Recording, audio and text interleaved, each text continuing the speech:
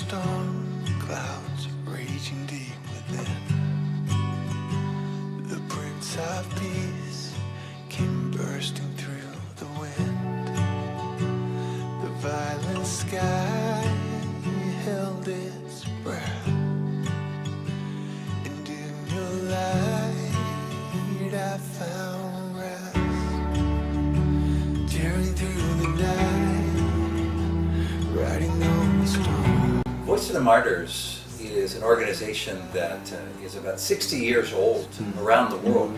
We have about 25 different Voice of the Martyrs organizations. Each of them is an independent office.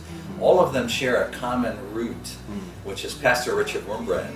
Pastor Wurmbrand was a Romanian pastor who was imprisoned under the communists during the Cold War. He spent 13 years in prison, was released from prison, and then was promptly taken back to prison for doing the very things that he did before he was sent to prison in the first place. Namely, refusing to acknowledge communism as a compatible partner to the Christian faith. So, was released from prison, had drawn the attention of people around the world, and Christians in the rest of the world began to realize that Christians under communism faced particular challenges. And so a group of Christians was responsible for helping Pastor Wurmbrand to be released. And when he came to the West, he began to share information nobody had ever heard before, which was about the suffering of Christians under communism. So that was the start of Voice of the Martyrs. And since that point in time, Pastor Wurmbrand's book, Tortured for Christ, has been translated into more than 50 languages and has resulted in the creation of these organizations around the world.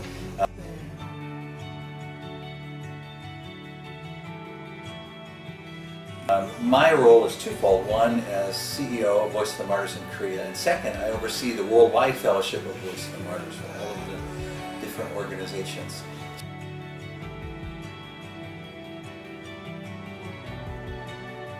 The principle of Voice of the Martyrs is that we should remember those who are in prison as if we were in prison also, quoting Hebrews 13:3. And the way that we remember them becomes very important, because it's possible for us to remember these Christians by remembering them, by feeling sorry for them, having pity on them, and asking how can we help. That's certainly one way to remember them. And there are organizations, very large organizations, that do that kind of thing. That's not what we do. To remember these Christians is to seek to learn from them and to imitate them, to offer our support to them, but in a reciprocal relationship. In other words, we believe that Christians in the countries where there are no restrictions on freedom of religion actually can learn a lot from the Christians who are in countries where their religious liberty is restricted. Right? What we want to do is to ask, how can we learn from them about being faithful in the most difficult circumstances to be a Christian?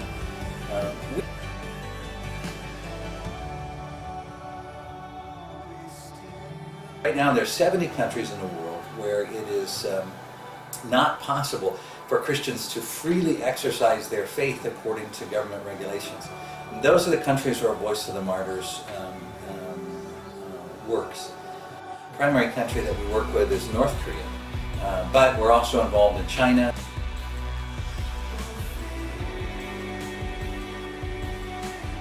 So our work takes two forms. One is advocacy, which is bringing people here so they can speak to Korean churches, and then also publishing literature that relates to that. So we operate our own printing press here, so we publish our own books. And these are books that typically Korean Christian publishers are not publishing these days, because they're not books that are designed to be popular. They're not books, the typical Korean Christian model for publishing is let's find books that show people how to be successful through living the Christian life, successful in business, successful in personal life, and so forth. The books that we publish are books that talk about taking up our cross daily and keeping the martyr spirit in the Korean church. The other part of our work is direct field work.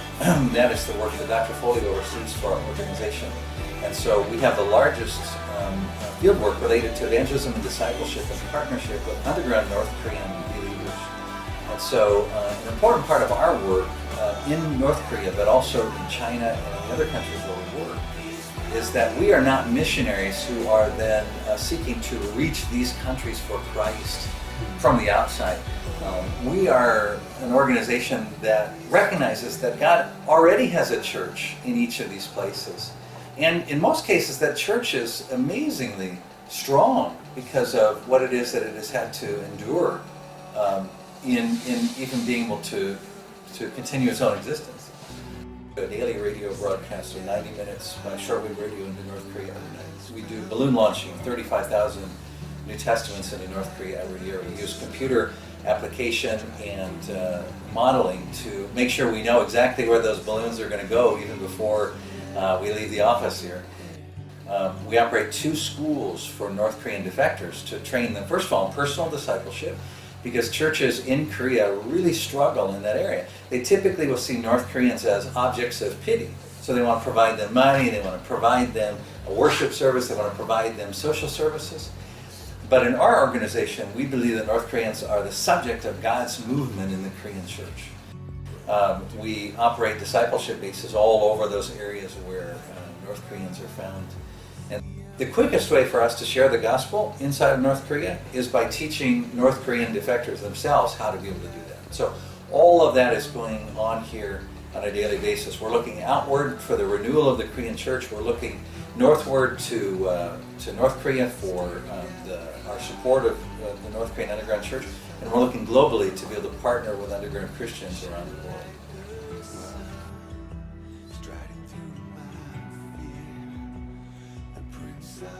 That's a great question, and I almost think that those are 2 questions. Did we know any of this would happen? Yeah. No.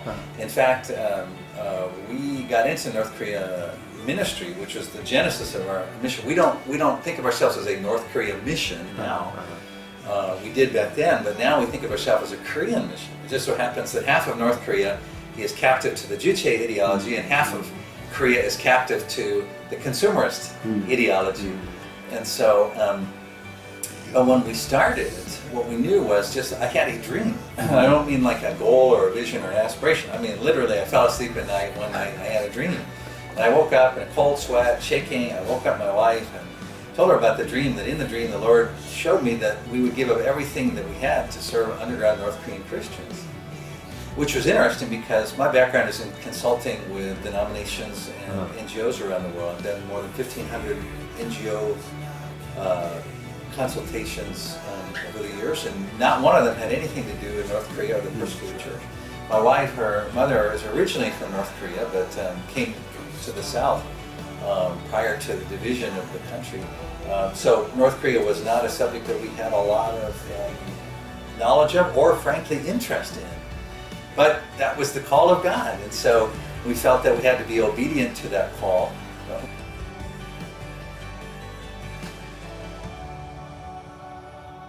One of the things that we did first was, typically Dr. Foley and I, the way that we operate, when there's an area that's new to us, we want to find out, let's get in touch with the people who know what they're doing and find out what they're doing and see how we can support that. So we contacted all of the organizations that were doing North Korean ministry, and we immediately set to work supporting them through the Voice of the Martyrs network around the world. But this time we hadn't started our own organization. But what we found was that as we started to talk with North Koreans, that they had this deep well to draw from about how to be able to minister to their own people, which makes sense. When we started, people thought we were insane. I mean, truly, they thought that we were crazy. I have a background in working in homeless ministry, and to many people, having North Koreans in a position of prominence in North Korean ministry, other than in a figurehead role, that was like having homeless people run a homeless shelter. It just didn't make sense. We faced a lot of opposition and challenges and just, frankly, doubt. People thinking that what we were doing was really questioning whether it was possible or even responsible to do that. But we built our whole ministry on partnering with North Koreans. And through that partnership then, we found out, long before the MOU publicized this, the Ministry of Unification, that the best way to be able to build relationships with with, uh, Christians still in North Korea was through Christians who had left North Korea. And so we started to partner with North Koreans, and through that partnership then, we found out, long before the MOU publicized this, the Ministry of Unification, that the best way to be able to build relationships with Christians still in North Korea was through Christians who had left North Korea. Had to kind of build this understanding as we went along. And in fact, interestingly, it took one master's degree from my wife and 2 doctorates, hers and mine, even to get much of a sense of what that meant at a very serious level. And also to get people to take what we were doing seriously. In those kind of situations, the goal is effectiveness. And so what's happened over the years that we've operated this organization, we eventually founded Voice of the Martyrs Korea so that we could establish an NGO structure here in Korea, hire staff, have bank accounts, those kinds of things.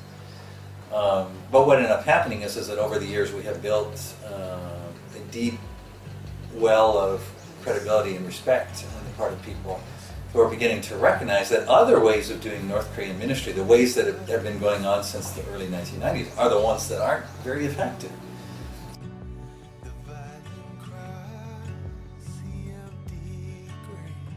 But in terms of were we ready to die, I think that is one of the central themes of this ministry. We really focus on discipleship. And in discipleship, the basic qualification for discipleship is the willingness to take up your cross. And so if you were to take a look at our office, you would see that it's done in green and white and red. And the reason why is historically those are the 3 colors of martyrdom in the church. Red refers to martyrs who die in an instant. They die a violent death. There's also a martyrdom which the church has called a green martyrdom. Green martyrdom is the willingness to take up your cross daily, deny yourself, your goals, your dreams, your hopes, your visions, and say, not my will, but your will. And we believe that all Christians are called to that kind of martyrdom. There's also a white martyrdom, which is the being dead to the world, and that's what nuns or monks, or even really being in seminary is in some sense a kind of a white martyrdom. But all those things are ways that God prepares us to die to self and be alive to Christ. We believe it is actually basic to the Christian faith. We believe that's biblical.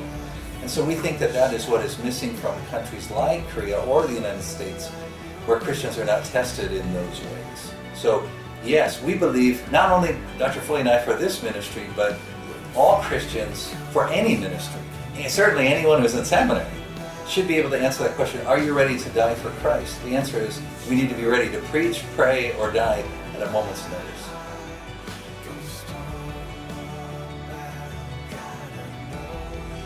I think the challenge in it is that always in this ministry, God is testing us, and He knows what each of us need to give up to be able to grow. If we have, in our organization, if we have a conflict between individuals, instead of trying to push that down, we're going to bring it up. You know, we're going to get the people around the table and we're going to hash it out and work it through. And I would say over the years, the opposition has become stronger, deeper, smarter, and more persistent. So these days, the things that discourage us are not the same things that discouraged us from years ago.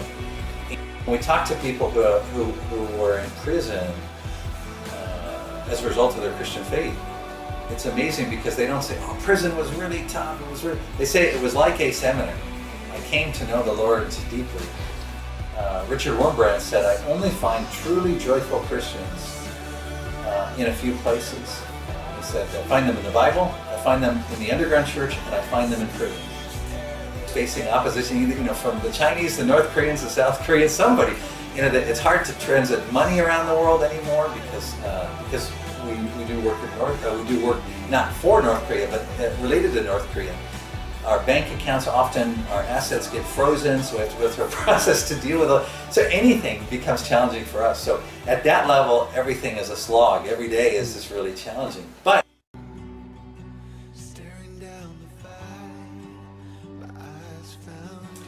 most seminary education and most church practice today is based upon hearing the Word. And so pastors are trained to hear the Word. And by hearing the Word, I'm talking about all the forms of internal spiritual discipline, which is prayer, Bible reading, worship, all of these kind of spiritual disciplines, which are extremely important to the Christian life. Those become the totality of education. Yeah, it's just talked about. It's the seminary curriculum. But education in doing the word is very rare. The thought is that that's what people learn on their own. It's been my experience that that is not what they learn on their own. And so I tell people that for every hour that you spend hearing the word, you need to spend an hour putting that word into practice.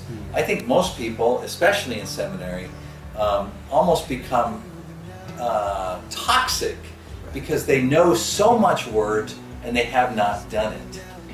But doing the word, which is sharing your bread, opening your home, visiting the orphan, the widow, remembering those who are in prison, healing, providing comfort, doing forgiveness, reconciliation, ransoming the captive, making disciples, proclaiming the gospel, and reigning, leading into the world. Those disciplines are not often practiced at a doing level in the seminary. When they're taught at a level of, again, hearing about them. So even in a supervised field education, people are going and doing it and then they're coming and talking about it. But that's not what Jesus did. Jesus did the ministry with his disciples. And so I think that seminaries should take half their curriculum, drop it out, doesn't matter which half, you can drop out any half, and then take another half and focus on professors actually doing the word with their students, actually going out, sharing bread, opening their homes, visiting the poor, and having that experience. Not just coming together in a classroom to talk about it, but going out and doing it. So that's my overarching recommendation. I think that the memorization of Scripture is crucial to the growth in the Christian life.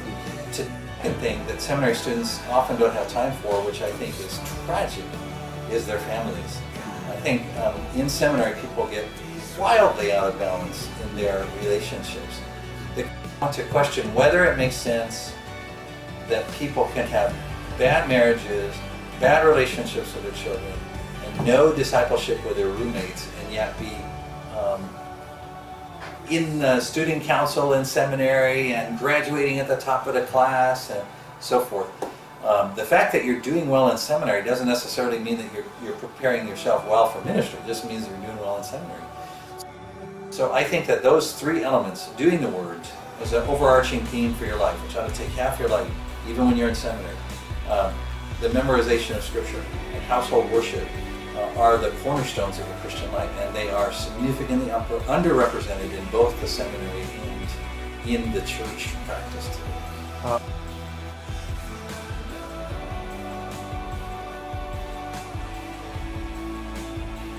We have always thought about what might be termed the hard skills or the business skills, sometimes they're called business skills, as being as essential to ministry as the soft skills, which I don't mean are easier skills, but things like Bible study or those kinds of things. Sometimes we hear missionaries or pastors say, I don't do any of that business stuff. But Dr. Foley ran successfully a fashion wholesale design and manufacturing company in Los Angeles downtown. And you don't do that unless you're really good at it or really smart at it. My background in running a consulting firm prepared me for that, as well as also I started in my own business, a computer business, when I was in 7th grade. So we just have this long time background in business. We believe that Christians, churches, and NGOs have to have a higher standard than the rest of the world to be able to do the work. But it's not only just so that we can say, oh, we have a lot of integrity. It's because in our organization, unless you're good at those things, people end up dead. And I'm not saying that to be melodramatic. I'm saying that what causes people to be detected in closed countries is money trails, communication, insecure communication, the ability to work in a distributed fashion, project management, which we do in multiple languages using very sophisticated software. With our balloon launching program, we're using computer modeling. We have a couple of people, Kim Jong-un being one, and another person who have backgrounds in engineering, mathematics. Those things are absolutely important. And I think that those people often really struggle to find a place in the Korean church because those skills aren't emphasized. Here they are central. I mean, it's really important. So.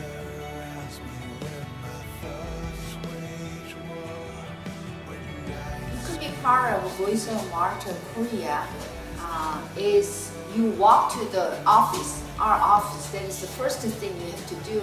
You can talk about like giving offerings to us or you do whatever, but I really want people come and walk to the office so that we can give opportunity to give you hands-on volunteering.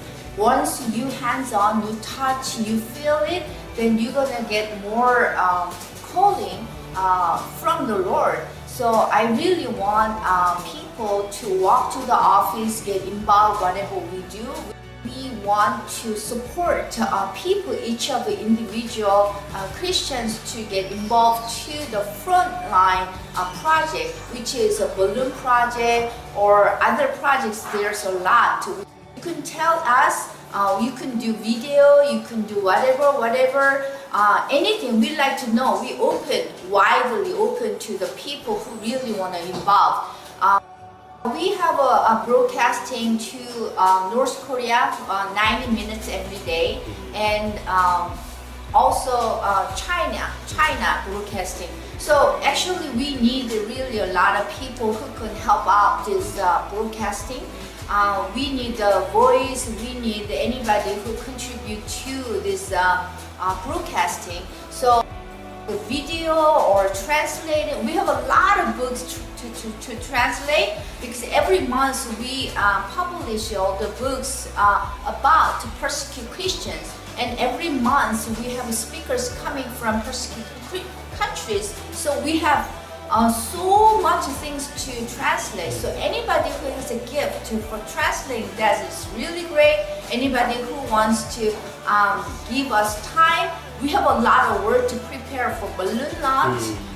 Always support to individual Christians to do be a part of a ministry, frontline ministry, so that we can help them to grow in Christ.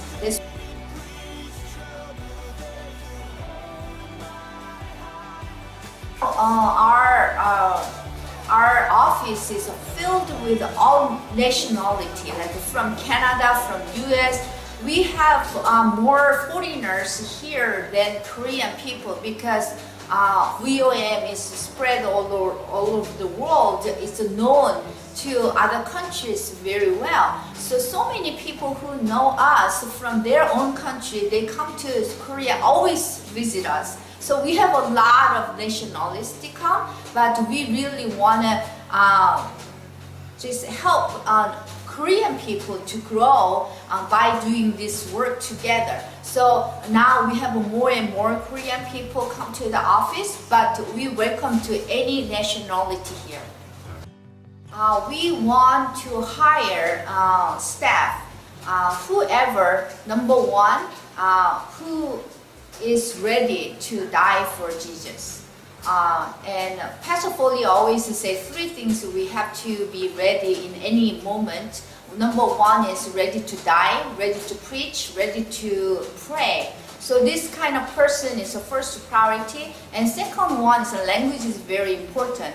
We always work with all around the world this VOM ministry. So our common language is English, and our reporting also English. So bilingual is really good qualification.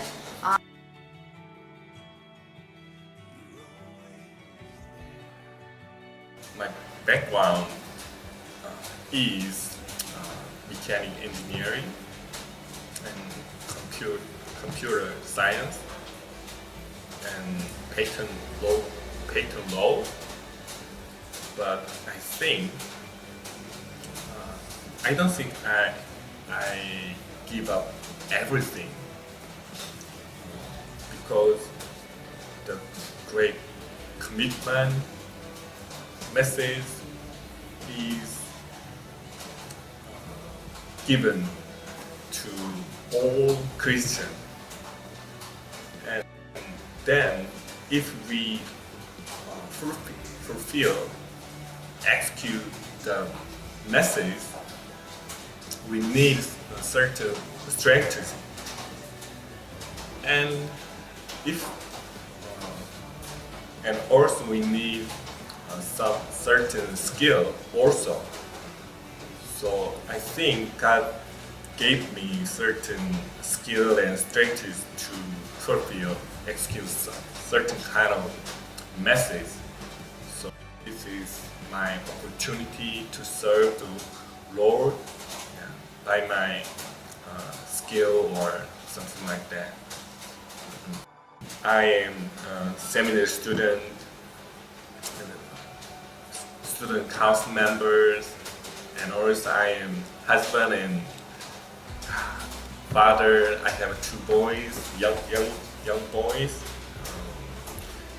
Time management is so important for me.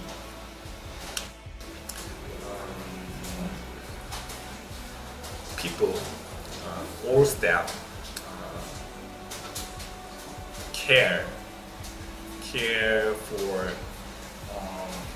my life, like my family. Yeah.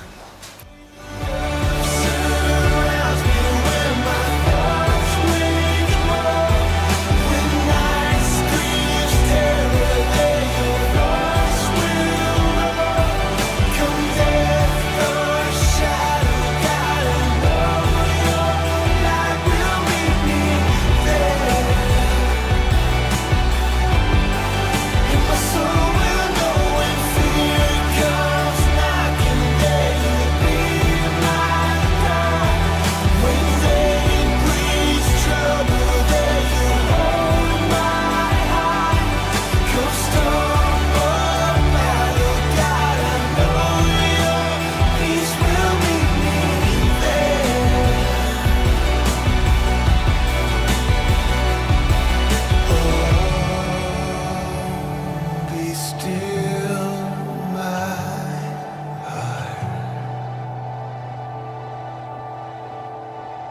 and my soul will ever know that you are God,